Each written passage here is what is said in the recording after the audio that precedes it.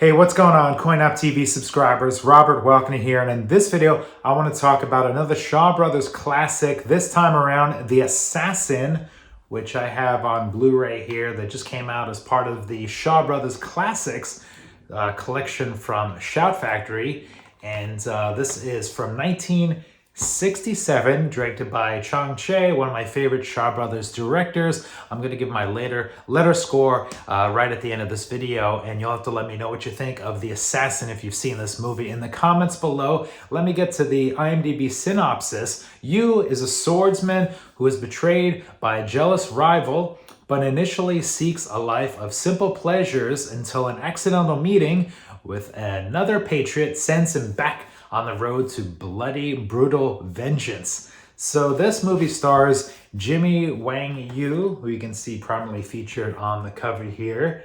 And the villain of the movie is Premiere Han Kui, played by Huang Tsung-hsun. Apologies if I'm not saying these names correctly, who is out to murder any of his opposition. He's out for blood. He's sending out assassins in the middle of the night. If anybody opposes him, steps up to him, affronts to him, the premiere is gonna be, taking him out. And there's a lot of depth and intrigue and stuff going on to this movie. Wang Yu plays Nie Zheng, who comes face to face with reality in the first act of the movie when his teacher is, spoilers, murdered. He is betrayed by a friend and is forced to abandon his lover. A lot happens in like the first 30 minutes of the movie. This is like the first act of the movie. Betrayal, murder, lover, abandonment, a lot going on there. In fact, I was like looking at my watch saying, wow, is the movie gonna be over soon? And what else is gonna happen in this movie? But no, time spans. We get years past, 3 or 4 years or something, and eventually Jimmy Wang Yu's character meets up with official Yen Cheng-su, played by Tian Feng, and they form an instant bond together, kind of become blood brothers or brothers. This relationship eventually drives Wang Yu's character back into action years later. He sort of distanced himself a bit. He was like, I'm going to take care of my mom, my sister, I'm going to work in the shop. But he still kind of got that honorable, heroic backbone to him. And I would say I haven't really seen a lot of Jimmy Wang Yu movies. I know what you're saying, Rob. How can you be a Shaw Brothers fan? I kind of grew up with the Iron Triangle, the Venom Mob, and the Jimmy Wang Yu stuff kind of was a little bit before my time, when I was clearly born, of course, and everything, but the repeats and stuff like that on TV. So it's great to be able to revisit some of these, and I'm seeing the appeal.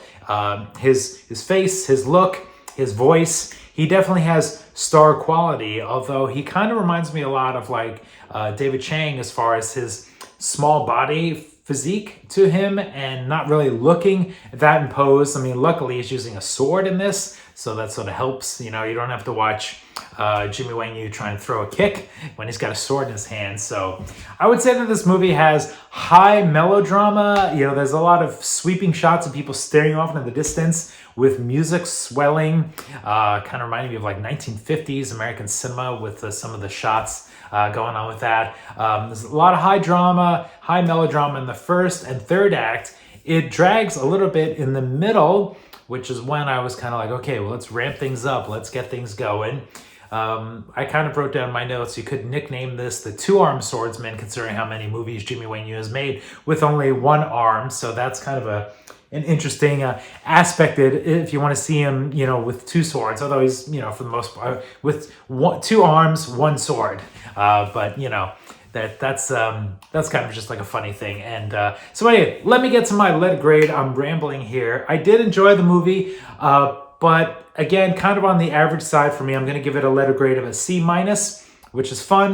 1967, limitations there with the budget and what they could do. The disc here is nice. It has a commentary on here by David West, critic and author of Chasing Dragons. So I get to watch the movie twice, the subtitles and then the commentary, and that was fun. I'm going to try and get to more of these Shaw Brothers classics that just came out to review on my channel. So make sure you come back and check those out, because I know these box sets aren't cheap and people are kind of curious to see, what the feedback is on these individual movies. So let me know what your comments are of Shaw Brothers classics, The Assassins. If you're new, please subscribe and hit the thumbs up on this video. For CoinOpTV, we'll see you next time.